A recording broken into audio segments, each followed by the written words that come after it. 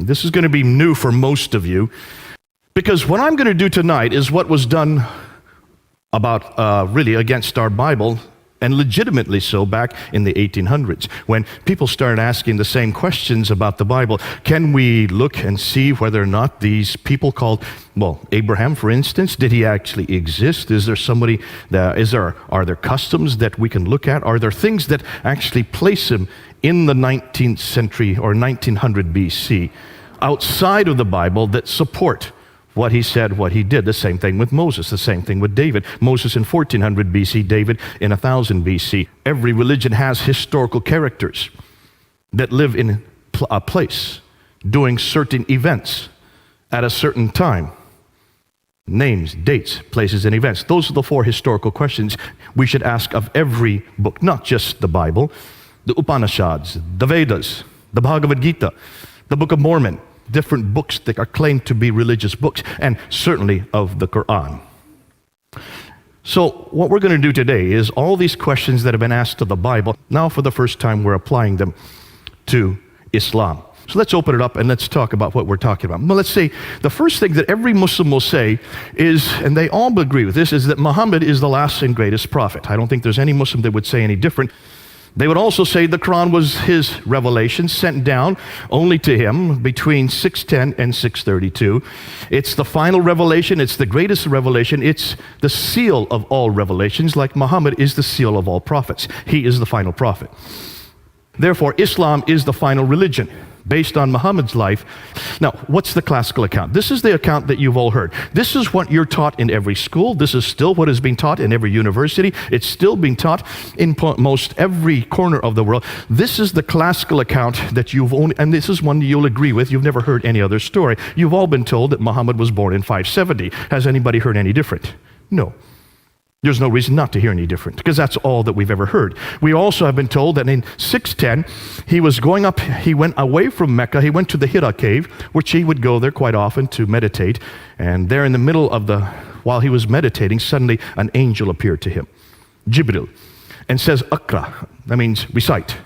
His response was, Ma'akra, I cannot recite, because he could not read or write. So the angel squeezed him, then said a second time, Akra. And his response was, Ma'akra, I cannot read or write. And he was squeezed a second time. This happened 3 times. Finally, the angel let him go, and he ran back to Mecca, went to Khadija, his only wife at that time. Khadija was the woman that was very wealthy. She had her own caravans. She employed Muhammad as her caravan leader. She married him. And she had a little test for him when he came back. She asked him to first sit on one leg and asked him, was this an angel that talked to you? He said, yes. She asked him to sit on the other leg and said, are you sure this was an angel that talked to you? He said, yes.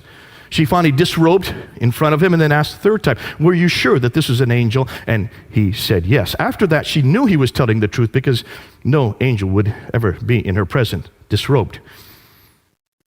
So she went and told her cousin, Waraka ibn Nawfal, what Muhammad had said. Waraka ibn Nawfal was a Nestorian Christian, so we're told, according to traditions. And it was Waraka ibn Nawfal that then turned to Muhammad and said, truly, what has happened to you, you have been seen by an angel. This is a revelation that is coming to him, that you are a prophet. Interestingly, it's a Nestorian Christian that gives the authority for Muhammad as a prophet, one of the ironies of history. After that happened, then many revelations started to come from 610 on, and we call these the Meccan revelations. Up from 610 to 622, he started receiving these revelations that are in the second part of the book, the latter part of the Quran.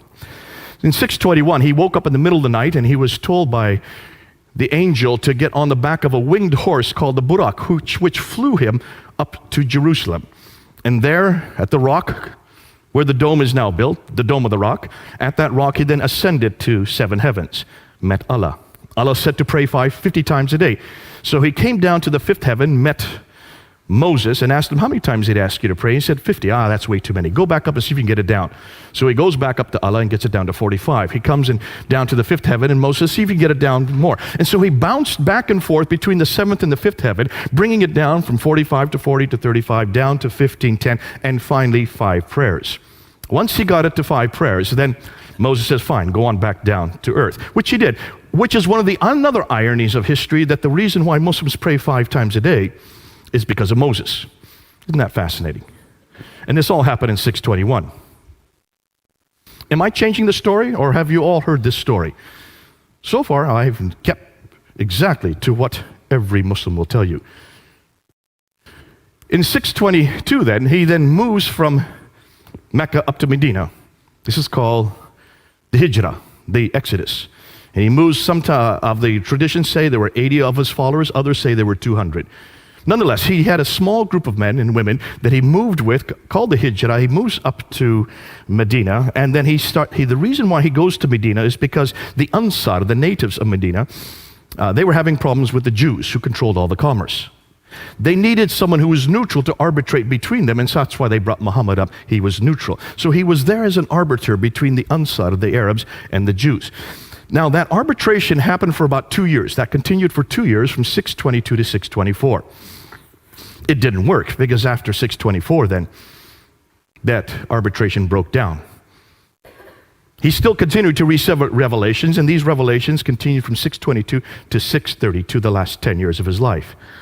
Once these arbitrations broke down, once the Jews no longer accepted him as a prophet, he no longer accepted them. In 630 then, he goes from Medina and he just walks right into Mecca and takes it over. No war, no battle, he takes it over. And then he dies in 632. Some say he was poisoned, but what we do know is that he did die, and that's, at that time, the Quran had yet been written down. It had been memorized by many of the companions. Parts of it had been written on bones, stones, some had been written on bark, but it had not been written down completely when he died. After he died, Abu Bakr takes over. Abu Bakr rules from 632 to 634. He dies normally. Then Umar takes over, and he goes and rules from 634 to 644, the next 10 years. He then is killed. Uthman takes over, and he then rules from 644 to 656. It's during his ruling, the third caliph, his ruling, that the Quran was written down. 650 to 652 is when the Quran was finally written down, roughly 18 to 20 years after Muhammad's death. This is what the classical account says. This is what I've been taught. This is what you've been taught. This is the only story you're going to hear. And then Uthman is killed, and Ali, the adopted son of Muhammad, then takes over, and he is considered to be the legitimate heir because he is adopted by Muhammad. Muhammad didn't have any heirs. He had 2 sons, but they died in childbirth. He had 4 daughters, but they could not be his heirs. And that's why Ali had to be his heir. Ali then takes over, and then he is killed at the Battle of Siffin in 661. Now, that is the story you've all heard. Have any of you heard any other story? No, I don't hear and see any hands. For a very good reason. There is no other narrative. That's the only narrative we're given. There you can see now where this is all happening. It's all happening in this red area here. From the birth of Muhammad in 570 up until the death of Muhammad in 632. Everything that took place during Muhammad's life is in that red area. Now, when should that have been written down? You would like to think it was written down, everything I've just told you, should have been written down while Muhammad was still living, or immediately afterwards, right? You would like to think so. It would make sense, because we're not talking about a time when people could not read or write. People could read or write. Listen, the Bible had been written long before this. We have a copy of the New Testament right here in London from the 4th century. This is the 7th century. 300 years earlier, they had already written the Bible down, and certainly people could read or write in this part of the world. Why? Because take a look and see what they controlled. They now controlled the central part of Arabia. These people were merchants. They should have been able to read or write. Muhammad could not, but certainly Khadijah could, his wife. And he has a secretary named Zayd ibn Thabit. Zayd ibn Thabit is his secretary. What do secretaries do? They write, don't they? By definition, he should have been able to read or write. So you would have hoped that someone could have written down all the story that I'm just telling you about in this period, or immediately after here. When do you think this story that I've just told you was written down? It wasn't written in that period at all. It wasn't written in the 7th century at all. Not even the same century that Muhammad lived. In fact, it first gets written down by this man here, Ibn Ishaq, in 765. Muhammad died in 632. But we don't have any of his material. We're dependent on this man here, Ibn Hisham, to know about what Muhammad did. We have nothing before Ibn Hisham. And look at the date when he died, 833. 632 Muhammad dies. We have no biography of Muhammad until 833. That's 200 years later. So basically what we're saying is, everything we know about Muhammad, about what he did, doesn't get written down till over here, 200 years later. What about his sayings? Al-Bukhari is the one that first writes down his sayings. Al-Bukhari is given 600,000 akhbars, 600,000 of these sayings, and he's to throw out those that were fraudulent. So he whittles them down, right down to 7,397. From 600,000, he whittles them down to 7,397. That's just 2%. He throws out 98% and only retains 2%. And when was that done? In 833. That's 240 years later. How did Al-Bukhari know what to retain? How did Al-Bukhari know what to throw out? Did he know Muhammad? No, he didn't. He lived 240 years later. Did he live in that area? No, he didn't. He lived hundreds of miles away and hundreds of years later. So why did it take them 240 years to write down what Muhammad said? What about the tafsir, which would be the commentaries on the Quran, which is what Muslims must need in order to know how to interpret the Quran? You have many, many tafsir. You have Al-Tabari. In fact, Al-Tabari is the first to write down a tafsir. Take a look at his date. 923. That's the 10th century. 300 years later, because Muhammad died in 632. It takes him 300 years to write the first commentaries on the Quran down. Now, there are many that write after Al-Tabari. There's Baidawi, Zamakhshari, Suyuti. The names go on and on, but they all come after 923. Nothing before 923. So basically what we're saying is everything we know about Muhammad, everything we know about his life, everything we know about how the Quran was put together, everything we know about what he said that happened in this period here, does not get written down till this period, 200 to 300 years later. Does that bother any of you? Please say yes. It should bother all of you. Why? Well, can you imagine if we were to apply the same criteria to Jesus? Now, when did Jesus die? We know he died in about 33 AD. Did people write down what he did? Yes, they did. Almost immediately, didn't they? You have Matthew, Mark, Luke, and John, who wrote down the biography of Jesus. So you have the biographies written down. We know that Matthew, Mark, and Luke were written by between 48 and 64 AD. So within 30 to 40 years, you already have 3 biographies of Jesus. John would have been written later. That's about 60 years later. But 2 of those biographers actually knew Jesus. John and Matthew lived with him for 3 years. They saw everything he did. They heard everything he said. So they wrote down what they saw and they wrote down what they heard. We don't just have 1 biography, we have 4 biographies. 2 of them written by eyewitnesses and the other 2 who got them from the eyewitnesses. 40 to 60 years after Christ's death. What about the tafsir of Jesus? That would be the commentaries. Well, the tafsir of Jesus would be the letters of Paul. He was the one that actually commented on what Jesus did. What Jesus did, he showed how to apply what Jesus did in Ephesus, in Philippi, in Corinth. Those are the commentaries on Jesus' life. And Paul was beginning to write down within 15 years of Jesus' death. Not 300 years, but within 15 years, Paul was writing down these tafsir of Jesus. Do you see the parallels? What about the Tahrik, the histories of the early church? The book of Acts, written by Luke.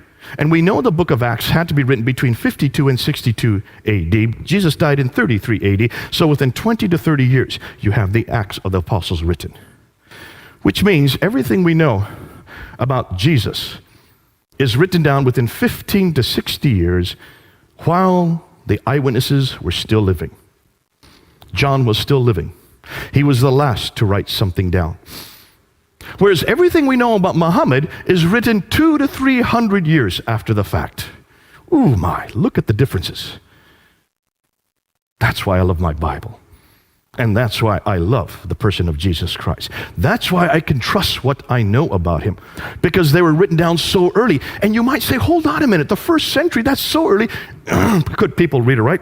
Listen, these were fishermen. How did they know how to read or write? Well, Matthew wasn't a fisherman. He knew how to read or write. And John used a scribe to write for him. Luke certainly was a doctor. He knew how to read or write. And Mark knew how to read or write. Of course they knew how to read or write. And Paul, goodness sakes, he was one of the most intelligent men of his day. Of course he knew how to read or write. So why could not the Muslims, where were their Pauls, Lukes, Johns, Matthews, and Marks? Where are their readers and writers? Why could they not do the same thing in the 7th century or the 8th century? Why do we have to wait to the 9th century to have anything written down? Here's the questions.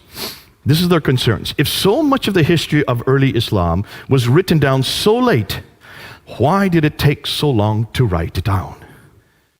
Were these people illiterate? I hear that all the time whenever I ask my Muslim friends this. They were illiterate. I said, hold on a minute. No, they weren't illiterate.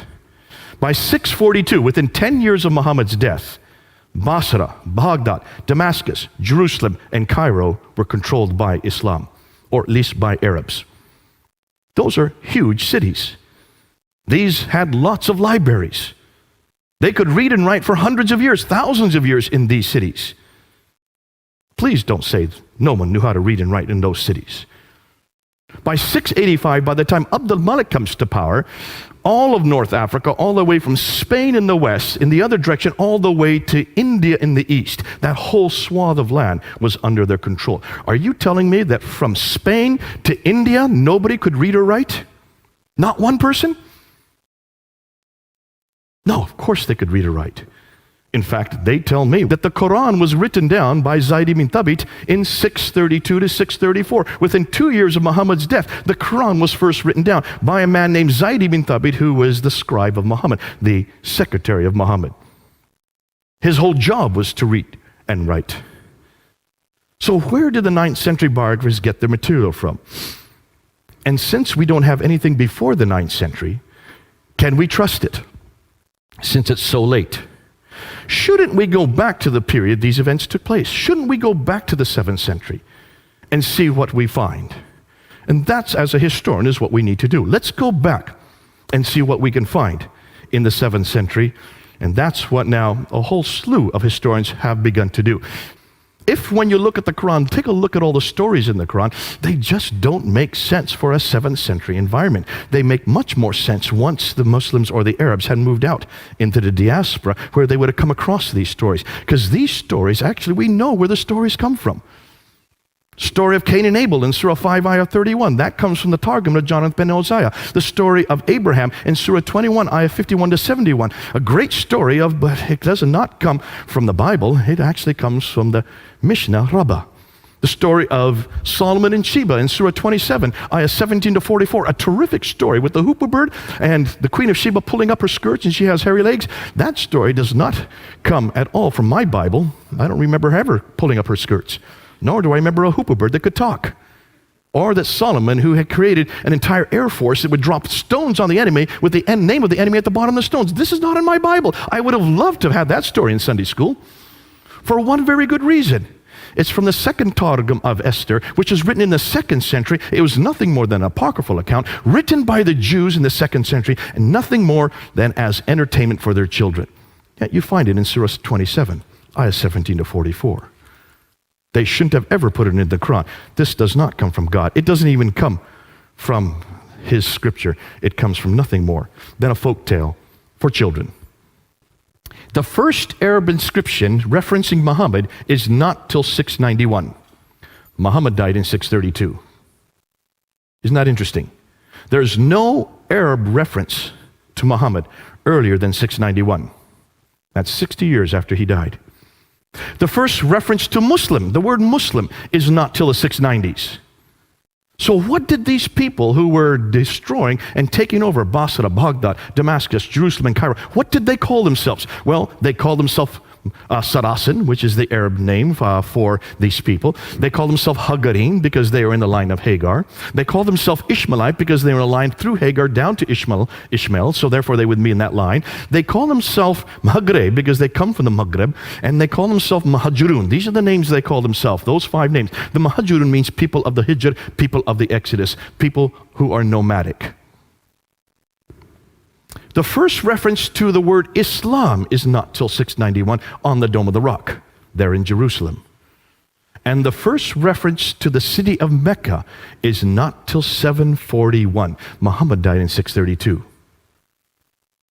As you know, as I already said, the first biography of Muhammad is not till 833. Now let's unpack this and let's see what we're talking about. And let's start with Dan Gibson's material. Now Dan Gibson, when he was looking at the Quran, and you can do the same thing, he wanted to find out where the geographical locations were in the Quran. And he noticed there were 65 geographical locations. 9 places are named over and over again. And the names that come up over and over again are these people from Ad. 23 times it talks about this prophet who has contact and has a relationship with these people from Ad. It doesn't mention who this prophet is. It just says the prophet, the messenger, the prophet, from the place of the prophet, from the place of the messenger. It doesn't refer to where he lives. Isn't that curious? In fact, you're not going to find reference to Muhammad. You will. There, in all the many, many references to Muhammad, take a look, you'll see they are all in parentheses, which means they've had to been put in at a later date. Muhammad's name is, in Arabic, is only found 4 times. 3 times in one surah alone. 4 times. How many times is Jesus found in the Quran? Try 93. So this messenger has contact with these people from Ad 23 times. 24 times he has contact with these people from Thamud. And 7 times for these people from Midian. Ad, Thamud, Midian, where are they? Well, they're not around Mecca. They're way up here. 600 miles further north. But here's Mecca way down here. If he's living in Mecca, how come he's having these contacts, daily contacts with people that are 600 miles away? Put that under your hat and hold it a minute. Let's talk about Mecca. See, what we now know about Mecca, it's only referenced once in the entire Quran, and it talks about the valley of Mecca in Surah 48, Ayah 24. That's it. No other time does it talk about this place. Well, what do we know about Mecca? Well, we know that there's also reference to Bakka. We don't know if that is Mecca. We know that if you look at the traditions and you add them with the Quranic material, we do know right there that it's in a valley. We know that there's a parallel valley where the Mecca is. We know that it has a stream going through it, that it has a pillar of salt outside of it, because when this prophet goes past in the morning, he passes the pillar of salt. That's the wife of Lot. And when he comes in the evening, he passes that same pillar of salt. More than that, we know that there are fields, clay, grass, trees, loam, and olive trees. That's curious. And that there are mountains overlooking the Kaaba. Now take a look at every one of these references. None of these fit Mecca. Mecca is not in a valley. There is no parallel valley. There is no stream going through it. It only has one well, the Zamzam well. It could not have accommodated any caravans. It does not have tree, fields, clay, glass, or any suggestion of any olive trees, because olive trees only exist in the Mediterranean, 600 miles further north. There are no olive trees at all in the Arab Peninsula. So, all of these geographical references make no sense for Mecca. Now, according to Islam, Mecca is probably the oldest city in the world, because according to Surah 7, Ayah 24, when Adam and Eve, when they were up in the Garden of Eden, which is up in space, when they were thrown out of that garden, they were thrown down to earth. According to the traditions, it was Mecca that they were thrown down to. So it would be the earliest sanctuary for all of mankind. We also know in Surah 21 that Abraham is in Mecca. He is there, and he goes into the Kaaba and he destroys the idols.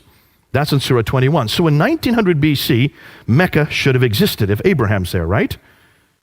We also know from all the traditions that Mecca was the center of trade, north, south, east, and west.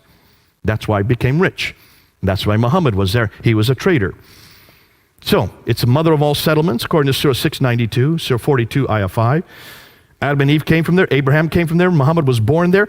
And it's also where the Qibla, the direction of prayer, every mosque should be facing Mecca. Correct? From 624 on, it should be the case, because we do know, according to Surah 2, ayah 145 to 149, that Muhammad, when he moved to Medina in 622, he redirected the Qibla back up to Jerusalem so that it could accommodate the Jews. After 624, the Jews would not accept him as a prophet, so suddenly he gets a new revelation in Surah 2 to redirect the Qibla back down to Mecca. So from 624 on, every mosque should be facing Mecca, right? Now, take a look at this Byzantine map of the trade route from the 7th century. What's missing? Can you find Mecca? This is a copy of a Byzantine map from the 7th century. Mecca isn't there. This is where Mecca should be, right here. It's not on the map. Here's a map of trade routes from the 7th century. These are Arab trade routes. These are not Byzantine trade routes. These are Arab trade routes. Where's Mecca? It's right where that question mark should be. When we look at the earliest maps, we can't find Mecca on any of the maps. This is the map that Patricia Corona looked at, and this is the one that got her curious. She was shown this map. This is a map that's not from the 7th century. It's a map that was made today in the 20th century, redacted back to the 7th century to show you what the place looked like. And when she looked at this map, she noticed that all the trade would have come from here in India and China further away. They couldn't go that way because of the Hindu Kush and the Himalayas. So all the trade used to come across the Arabian Sea over here into the Persian Gulf and used to go that direction up to the Mediterranean world. Are you following me there? The problem is that the Sassanids who were here were warring against the Byzantines who were there. So they were warring back and forth for 200 years from the 5th, 6th, and 7th century. So that shut down the trade from going up the Persian Gulf. They had to redirect the trade from India across the Arabian Sea down to here in Aden. And that's where they took off all the trade. They took it off the boat there, and they went 1,250 miles, following that green line all the way up to Gaza in the north. That's a pretty good theory. That's called the trade route theory. Montgomery Watt was the one that came up with that theory. The Muslims love it, and they've grabbed onto it, and they're still using it today. Dr. Patricia Crone looked at this map. She says, hold on a minute, you've got a problem there. Let's see if any of you can find that problem. My 10-year-old son found it within 2 minutes. I'm not going to give you 2 minutes. Can any of you see a problem with that theory right there by looking at that map? No? No one's going to try? Should I give you a hint? Water. That's a pretty big hint. Go ahead, sir.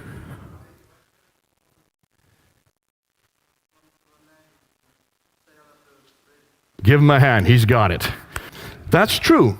If you're on boat here and you're coming across the Arabian Sea, why would you take off all the goods here? Dr. Patricia Crone found that if you go only 50 miles by land, it would cost the same amount if you went 1,250 miles by sea. You've got a sea right up here. Why didn't they continue on sea? That didn't make any sense. So she decided to go back and check this out. Now remember, she reads and writes 15 languages. So she went back to the original sources of all the trade documents. She went to the 1st, 2nd, 3rd, 4th, 5th, 6th. She went to all the centuries leading up until the 7th century, read their trading documents, looked at them in the original language, and she noticed that all the trade coming from India and China, all of it came right across the sea and went right up the Red Sea. And the Arabs had nothing to do with the trade because they did not like boats. They were camel herders. They liked the desert. That's why you don't have any ports along here. There was only one port that she could find. All the ports were on this side in Africa, and the people that controlled the trade were from this area, from Eritrea. The documents, the trading documents that she found over here had Eritrean names or Ethiopian names, African names. They were the traders, which makes a lot of sense once you look at the map. Then she noticed something else. Take a look at there. Here's the trade route, the line, the green line. It comes up to Taif. This is the Western Plateau, all the way up. And then from here in Taif, it goes off the plateau down to Mecca. There's Mecca. It's not on the plateau. It's about 1,000 meters off the plateau. They would have to go down to Mecca to go to a place that had no water, then come back up 1,000 meters to get up to Yathrib up here. Why had no one noticed that before? This is nothing new. It's been around for hundreds of years. Why did no one notice that Mecca's not on the trade route? It would have made no sense to be on the trade route. Why? Because it's too far down. It had no water. So she decided to look and see what was it that made Mecca, if it had anything that made it rich. She was told, according to the trade route theory, that it had 15 spices. And that's why it became rich. So she wrote her book, and she decided to do research on all 15 spices. And she found that none of the spices, except for 2, even came from Arabia. They either came from India and China, or they came from Africa. The only 2 spices that came from Arabia were frankincense and myrrh. And they came from the southern part, the Hadramat, this part here, which is Yemen and Oman today. Nothing about any spice from this part of the world. The only trade she could find that were going up the Western Plateau was milk and leather. You cannot create an entire empire made out of milk and leather. Now, when she came out with this book, it blew open everything we knew about Mecca. She decided, well, let's find out what people knew about Mecca. So she went to every document she could find. She found documents written here in Ctesiphon, which is way up here.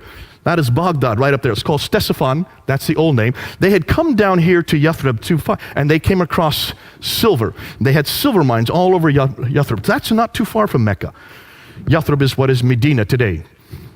She looked at their documents. No reference to any place called Mecca. She couldn't find any reference from the 1st century, from the 2nd century, from the 3rd, 4th, 5th, 6th century, from the 7th century. No reference to Mecca. So when did she find Mecca? Not till 741. 741.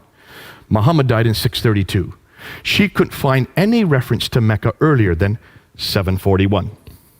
That's over 100 years later. So what is this city? Where is this place that Adam and Eve were sent down to? Where is this Kaaba that supposedly Abraham rebuilt with Ishmael? In fact, she found out, not just Hitti found this out, in almost every one of those oases, in Najran, in Sana, in Taif, in Yathrib, in Tabuk, in Khaybar, all of these oases had Kaabas. It was quite normal to have a Kaaba.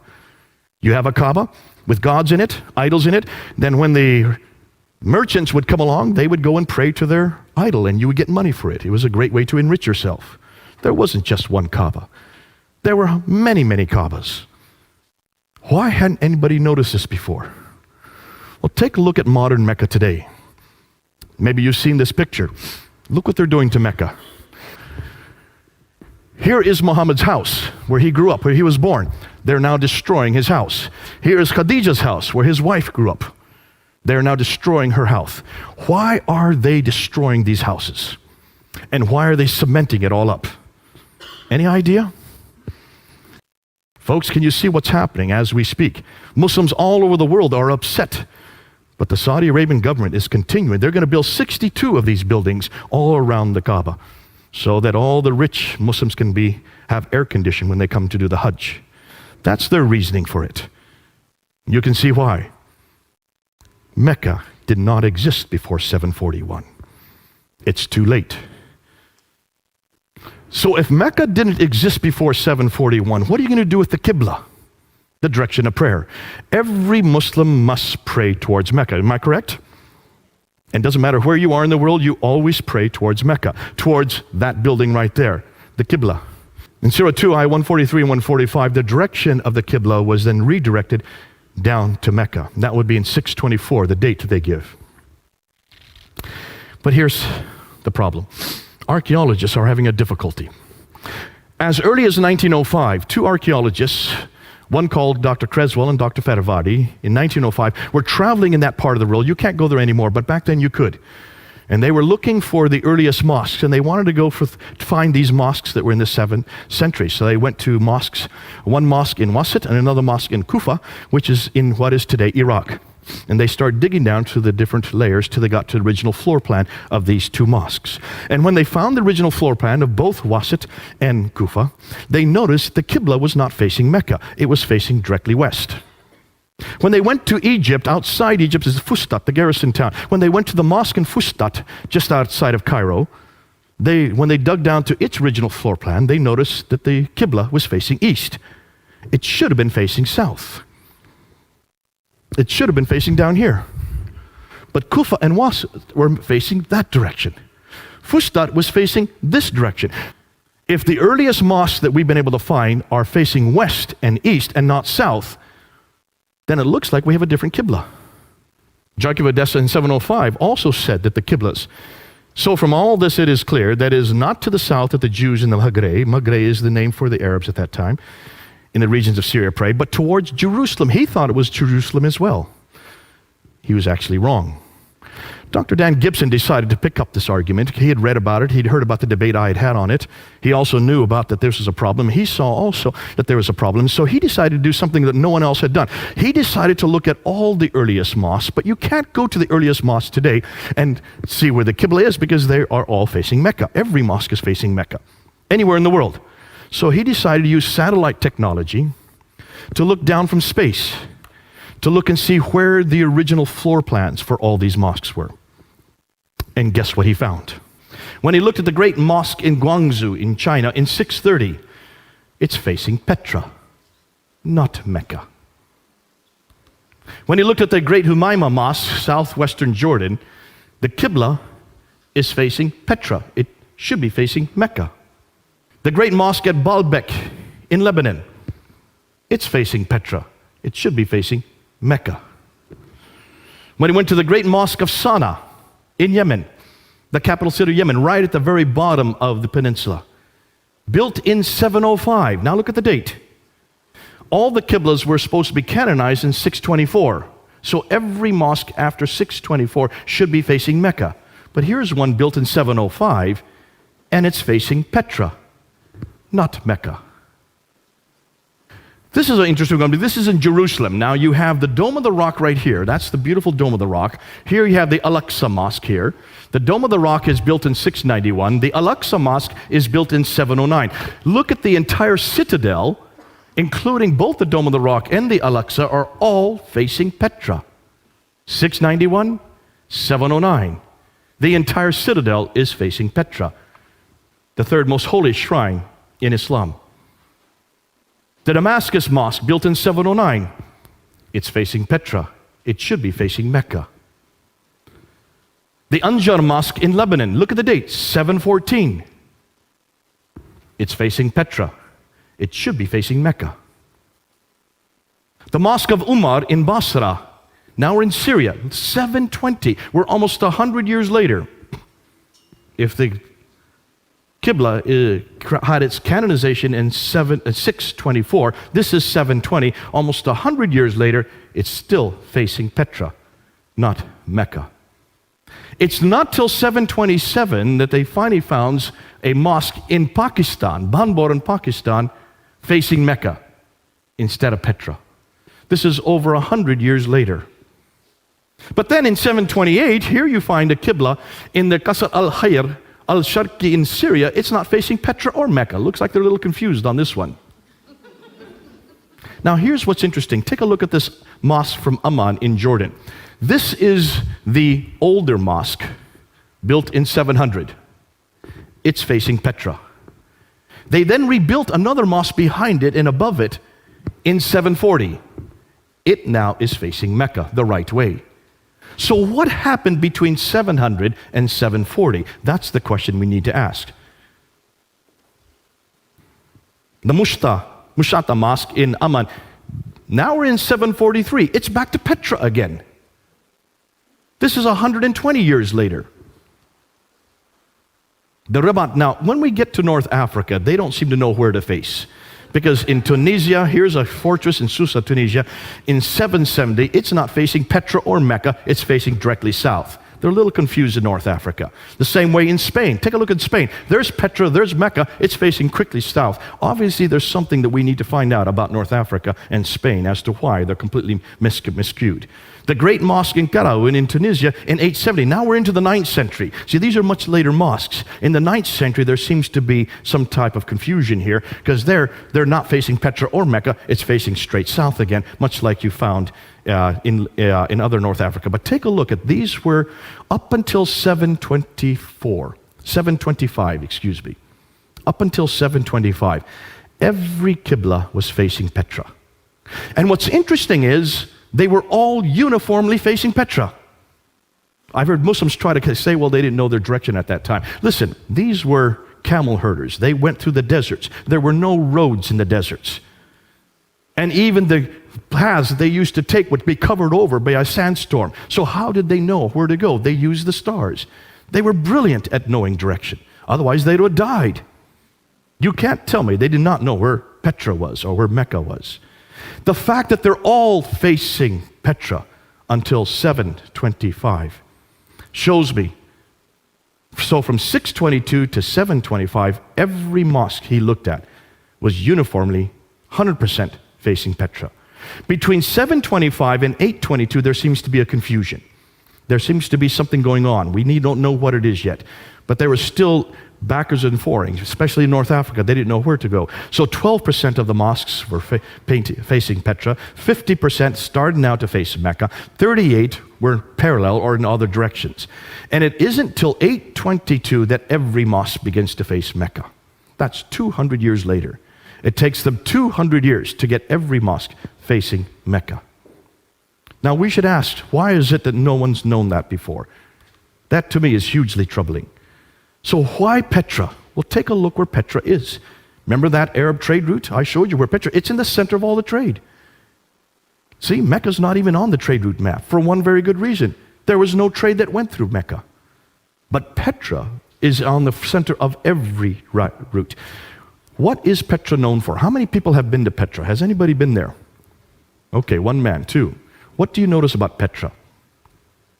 It has tombs and temples. It was a center of the Nabatean kingdom. The Nabateans, we know about the Nabateans. They existed from the 2nd century BC. They existed, in fact, it's the Nabatean kingdom that we get the name Allah. Allah is a Nabatean god. The black stone that's in the Kaaba comes from Petra. What's more, Arabic, the language Arabic comes from Nabatean script. They are the precursors to the Arabs. And yet all of their mosques and all of their temples all around the world were facing Petra up until 725. Let's take a look at Petra even closer. Look at Petra. It's in a valley. It has a parallel valley. It has a stream going right through it. It has fields, trees, grass, clay, loam. It has olive trees. It's near this. If there was ever a pillar of salt that Lot's wife would have been, it would have been close to Petra, because that's exactly where that event took place. Petra has all the items listed above from the Quran and the Islamic traditions. Everything that we see in the Quran and the Islamic traditions fit Petra. None of them fit Mecca.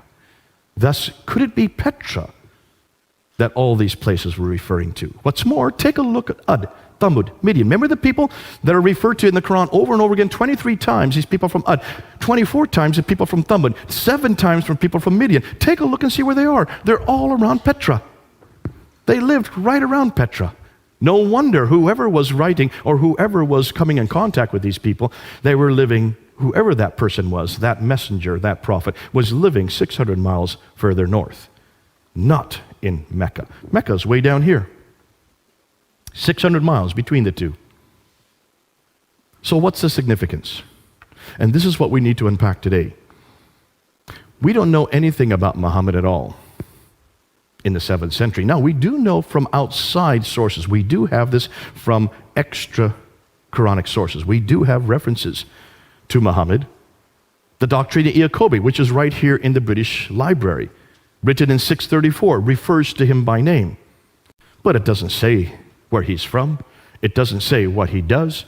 It just warns people, be careful of this man Muhammad.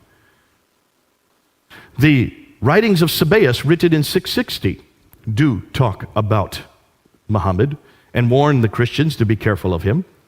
But it doesn't place him in any place nor does it give him much significance, other than the fact that he was a man who did an awful lot of warring. What's interesting is the earliest documents we can find from within Arab sources, from within Muslim sources, the Maghazi documents, which are the earliest part of the Siratul Rasulullah, written by Ibn Hisham in 833. The earliest documents that Ibn Hisham was dependent on are the Maghazi documents. The Maghazi documents means raids. He was a raider. That's what he did. Now can you understand that even his biography from 624 to 632 are about raid after raid after raid after raid. He was involved in 29 raids himself, and he planned another 39 according to his own traditions. That fits the man that we're talking about. It fits the historical character. But nowhere does it say that we can find of these raids being way down in Mecca. It looks like they must have been much further north. His biography doesn't even appear till the 9th century. His city doesn't appear till the 8th century, 741. Thus, much of what we know of Muhammad is written down hundreds of years later and hundreds of miles away. It looks like he is nothing more than a later redaction, possibly Abdul Malik. So Humphrey's conclusions: Islam in the Prophet's life as we know it was not derived from the 7th century, but evolved over a period of 200 to 300 years and redacted back onto the Prophet's life and compiled in the 9th century. So, here's the million-dollar question. What really happened? Now, I have to be careful because this is what I think. I may change tomorrow. I may have a complete different scenario in 1 year because we're now getting lots of material that's coming in. But this is where I think, this is what I believe. This is just me. This is what I think happened looking at everything that we've got so far. And this is a what-if scenario, okay? To make sense of all this, I think we need to go back to Abdul Malik. And this is what it's not just me saying this is what almost all the historians are saying. You need to start with Abdul Malik, who ruled Islam from 685 to 705. He was the second caliph amongst the Marwanid caliphs. Marwan came into power in 680. Before that was Sufyan family from 661 up until 680. So for the first 20 years of the Umayyad Caliphate, it was a Sufyani family. Marwan finally takes over. Marwan's son, Abdul Malik, is the great Arab reformer. He is known as the great Arab reformer. You can see the Arabs control that part of the world. Therefore, by the time he comes to power, they had controlled that part from 642. So for 40 years, they had now controlled that part of the world, the central part, the area where Jerusalem is, where Damascus is, where also Petra is, also where Mecca and Medina would be. For 40 years, however, they did not control it. They were nothing more than nomads. These nomads that went and took over the Sassanid Empire and then took over the Byzantine Empire. Remember that map I showed you? Remember, those two empires were much more sophisticated. They were empires that had huge cities. The nomadic Arabs did not have big cities. They were nomads. They just had little oases. Therefore, they didn't know how to run cities. That's the first question we should have been asking. How could a nomadic people have such sophisticated rules and regulations dealing with so huge metropolitan areas? Unless, of course, these rules and regulations come much later. Remember that map that we have of the Sassanid Empire? They had two groups, the Lakhmids and the Ghassanids, that they would pay to keep the Arabs in the desert. The Ghassanids were paid by the Byzantines, and the Lakhmids were paid by the Sassanians, the Persians. And as long as they got paid, these groups kept the nomads in the desert. But after 200 years of warring with each other, the Sassanids against the Byzantines, they ran out of money. This is well known. Once they ran out of money, they no longer played the Ghassanids, and they no longer played the Lakhmids. And so therefore, the nomadic Arabs could just move right into these empires. And they did. This is well known. This happens all the time. The Mongols did it much later. The Visigoths did it in Europe. Barbarians who come into much more sophisticated environments. What happens when barbarians take over sophisticated environments? They don't know how to run cities. The Arabs didn't know how to run any of these cities. So what did? They stayed outside the cities. They built garrison towns. But someone had to run these cities. Who would they have chosen? Well, they chose people like them. People who also came from Abraham, but not through Ishmael, through Isaac. Cousins, Jews and Christians. who did know how to live in cities. And they were also very literate, and they were also very academic. And that's why they used the Jews and Christians to run the cities for them, because they were cousins of Abraham, people of the book, Al-Kitab. What's more, these people, because they were so close to them, then took on a status called Mauli or Moali. This is well known, that they took on like an indentured status. They could not actually be Muslims unless they converted, but there was no such idea of Muslim at this time. There was no name of people called Muslim. There was no religion called Islam. We don't have those references until 690. So for 40 years, these Arabs were dependent on the Jews and Christians to run everything for them. Now, what happens after 40 years? You can see the problem. By the time Abdul Malik comes to power, he realizes that there is no Arab identity. He needed an Arab identity. You want to create your own identity. It's very clear that the Arabs did not have a prophet. It's very clear that the Arabs did not have a book like the Jews and Christians had. They had a whole line of prophets. They had whole slews of books, 66 books. Nothing in the line of Ishmael.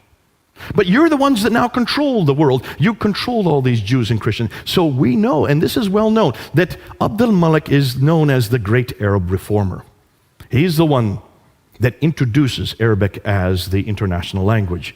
He is the one that introduces this Arab identity. This is well known. We can see that because when you look at Abdul Malik, take a look at the coins, and they're right here in the British Museum. Look at the coins. So the coins that the Byzantines had were the emperor with two retainers on either side, and then they would have an orb with the Byzantine cross. On the back side is the Byzantine cross.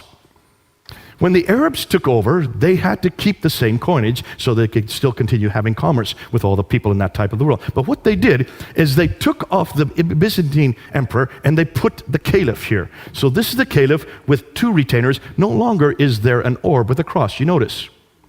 The back side still looks like a cross, but it's missing the cross piece. So no one would confuse that this is a cross to make it Arab. All right? But how can you have images of caliphs on the back of coins? Are Muslims allowed to have images anywhere? These are the coins that are introduced by the Umayyads, the first Muslims, supposedly, right? Coins, every caliph had their image on their coin. Until you get to Abdul Malik. Abdul Malik first introduces himself with an image. But then he takes it off and he introduces these coins. In 691. In 691, he introduces coins with only Arab script. He takes off the image and introduces an Arab script. And take a look what's on that coin. For the first time, you see the Shahada. That's the first time we see the Shahada. I lie. It's the second time we see the Shahada. The first time we see the Shahada is on the Dome of the Rock. Who is the one that builds the Dome of the Rock?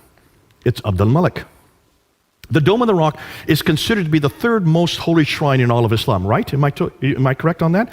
Ask any Muslim why the Dome of the Rock is built, and they will tell you, well, that's where Muhammad went to the seven heavens. Remember I said that earlier tonight, right? That's the story that happens in 621. It's called the Miraj, and it's to commemorate that event, which means that building should have some reference to that occasion, right? Take a look at the Dome of the Rock. Look where it's situated. See, Abdul Malik does not live in Jerusalem. He does not live in Medina. He lives in Damascus. Why in the world does he not live in Mecca? If that's the seat of the world, if that's where God is, why doesn't he have his capital in Mecca? Or at least in Medina? He's way up in Damascus, about 1,000 miles further north. But then he comes to Jerusalem in 691 and builds this large building. The Dome of the Rock. Take a look where it is. Here is the Church of the Sepulchre, which is the center of Christianity at that time. The Dome of the Rock is built on the other valley, across the valley from it, and higher up. He builds it higher up so it has ascendancy. It's bigger than the Church of the Sepulchre. It's the biggest building of its kind. Basically what he's doing is, we are now the rulers. We are now greater than you Christians. We now have the biggest building of our time in 691. And then what does he do on the inner ambulatories? This is the only part of the building. So he uses Byzantine architecture to build the building, much larger than and more prominent than any other Christian building, in the holiest city for Jews and Christians. That's why it's not in Damascus or Mecca. But it's supposed to refer to the Miraj. But take a look at the inscriptions. Now, remember, just to remind you, the Dome of the Rock has been destroyed and rebuilt 11 times. All right, so the dome that we're looking at today is not the original dome. The only original part of the dome that still exists today are these two inner ambulatories in the middle, in the center. These two colonnades right here. That and that. Those are the only part of the dome that is from the original building. All right? So you need to look at the inscriptions on those inner ambulatories. And when you look at those inscriptions, take a look at them and you will see there's nothing at all about the Miraj. There's nothing at all about Muhammad going up to the seven heavens, coming back down to heavens, meeting Moses and going back and forth between Allah and Moses, or 50 prayers. Yet that's why Muslims tell us the building was built. So what's on those inscriptions? Well, take a look. Surah 1:12. There is no God but God. He is one. He has no associate. Who's that against? Jesus. Say, He is God, the one, God, the eternal beside of all. He begetteth not, nor was begotten. Who is that against? Jesus, the begotten Son. And there is none comparable unto him. Muhammad is the messenger of God. Here you see Muhammad's name introduced. This is the first time Muhammad's name is introduced on any Arab inscription or architecture. This is the beginning of the introduction of Muhammad. And it's on the Dome of the Rock. In contradistinction to who? To Jesus. If you want to find out why Abdul Malik built that building and why he made it higher than the Church of the Sepulchre and across the valley on the highest point of Jerusalem, just look at the inscriptions. He's now introducing his own prophet, greater than Jesus. His name is Muhammad. He is the messenger of God. So if you're going to create an identity, you've got to have your own prophet. Because so far they've been dependent on all the Jews and Christian prophets. That's why 19 of the prophets that are listed in the Quran all come through Isaac. Where is the prophet that comes through Ishmael? Only Ishmael's name is there. They need a prophet to create that identity. They build a building, they introduce his name, and then they put it on the coins. Significance? He is the one that introduces this identity, beginning with the Dome of the Rock in 691. It's larger than any other non-Arab structure. It's facing the Arab sanctuary, Petra. It incorporates inscriptions against Byzantine Christianity. It introduces their faith. This is the first time we see the name Islam on the Dome of the Rock. It introduces their people. This is the first time we see reference to Muslims. And it introduces their prophet. This is the first time we see a reference to Muhammad. Isn't that interesting? But this is 60 years after Muhammad died. 60 years later, these three are introduced on the Dome of the Rock. More than that, the Caliphal protocols. So these are the protocols, these are the official documents written by the caliphs from the Sufyani period all the way up into the Marwanid period. And he noticed that every one of these official documents always began with the Bismillah. But it's not the Bismillah we know today. Bismillah, Al-Rahman, Al-Rahim is not there. It's a completely different Bismillah. What's more, it doesn't talk about Muhammad. There's no reference in any of these caliphal protocols about people called Muslims, about a religion called Islam, about a prophet named Muhammad, or about a book called the Quran. Missing in all these protocols. Yet these are supposedly the first Muslim protocols by the caliphs, the first Muslim caliphs. This continues right up until Abdul Malik. And then he comes across Abdul Malik's protocols. And then he noticed in 691, almost overnight, Muhammad's name is introduced. It happens overnight. His name is introduced, the Quran is introduced, the name Muslim is introduced, and so is the name Islam. This is all introduced overnight in 691 and in 692. And from that time on, every protocol starts with the Bismillah and the Shahada, that there is only one God but God, and Muhammad is his prophet. Then he mints coins in 692, and that's where he takes off his image and introduces the Shahada on those coins that I showed earlier. Once he introduces Muhammad, he then needs a revelation. See, every prophet has to have a book, has to have a revelation. And that's why the earliest Quranic texts are on the Dome of the Rock. That's the first time we see Quranic texts. It's on the Dome of the Rock. But it does not equate with the Quran that we have today. The earliest Quranic manuscripts begin to appear during his reign and his son Al-Walid. None of them are complete, nor do they parallel today's Quran completely.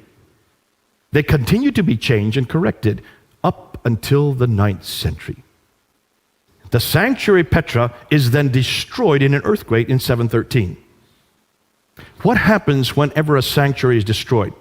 Well, as the people know, whenever their sanctuary is destroyed, that means God no longer has favor with that sanctuary. You've got to change your sanctuary, because this is God's way of saying, this no longer is my sanctuary. Because earthquakes always come from God back then. So where are you going to change it to? Well, you're going to go back to where the Marwanids came from. The Marwanid family comes from the Hijaz, from Central Arabia. So they then bring it down and they introduce it in Mecca. That's why Mecca was chosen. It looks like Mecca was a pagan, probably a Nabatean pagan shrine that they took over, kept the practices that were still there, and tried to infuse some theological meaning. But it doesn't make sense when you look and see who God is and what He has done historically. So they chose Mecca. Now that the Muslims have a prophet, Muhammad, and they have a revelation, the Quran, now they got a revelation and a prophet, they need a sanctuary, so they choose Mecca. Now that they have the three ingredients, they now need to have a history. You've got to create a history. You've got to put Muhammad in his own place. You've got to put him in his own milieu. Now can you see why it took them for another 100 years to finally get that together? By the time they get the Sirah in 833 and the Hadith in 870, they also need to have rules and regulations. Take a look when all four schools start to appear. The Hanafi school, the Maliki school, the Shafi school, the Hanbali school. They all begin to appear in 820 and later. Nothing before 820. That's the 9th century. 200 years later and hundreds of miles away. Why? Because now the laws have to be created. And that's why they borrowed right, left, and center from Roman law and also from Sassanid law, Persian law. And then once you get that, then you've got to make sense of the Quran. By that time, the Quran is formed, but it is full of contradictions. Just take a look at the Quran, borrowing from many different sources. If you borrow, you've got to make sense of it. That's why the tafsir had to be created. And the tafsir do not start to begin to appear until the 10th century, 300 years later. By the 9th century, they now have the book, the man, the place, and the story. All four. But that's 200 to 300 years too late. So, what about Muhammad? Since much of what we know about early Islam is now in doubt, since nothing is known of Muhammad until the late 7th century, or Mecca until the 8th century, or his history until the 9th century, hundreds of years later and hundreds of miles away, can we conclude that Islam is nothing more than a later redaction possibly begun by Abd al-Malik, then continued on by his descendants, al-Walid and others, proving Muhammad had nothing to do with the Quran? So, who is he? And what is his purpose? They've got the wrong man at the wrong place, doing the wrong thing at the wrong time. What about Jesus? We know where Jesus was born. That's pretty clear, in Bethlehem. We know where Jesus grew up, in Nazareth. We know where he died, in Jerusalem. We know what he did especially for the last 3 years. We know from eyewitness accounts, Matthew and John. We know from hostile accounts. Look at Thallus, Tacitus, and Josephus. They are the ones that tell us about the crucifixion. They are the ones that give us his name. Thallus and Phlegon were debating about the crucifixion in 52 AD. These were Greek historians. These were not Christians. And they mentioned that when Jesus died, 20 years earlier, because 52 AD is just 20 years after the crucifixion. Within 20 years, they were debating the fact that when he died, the sun went dark and the earth shook. That's a Greek historians. Tacitus, who had nothing good to say about Christianity, he hated Christians. Yet he's the one that says that this Jesus died during the time of Pontius Pilate under the rule of Tiberius. In 33 AD. That's why we know that he died in 33 AD, because of Tiberius, the historian, writing at the end of the 1st century. So there's a Roman historian giving us reference to Jesus. What about a Jewish historian like Josephus, the greatest historian of his age, writing in Rome? He says in the early 2nd century, he talks about Jesus. He even mentions the brother of Jesus, mentions about the death of Jesus, and mentions about the death of his brother James. And then curiously, he also happens to mention that the Christians believe that Jesus rose again. The only reference we have to the resurrection from an outside a biblical source comes from Josephus, a Jewish historian. So there you have a Greek historian, you have a Roman historian, you have a Jewish historian, all talking about Jesus and his death. That's why we know, and we can be sure of what he died and where he died. No doubt about his historicity. Thus we have the right man at the right place, doing the right thing at the right time. That's why I love my Jesus.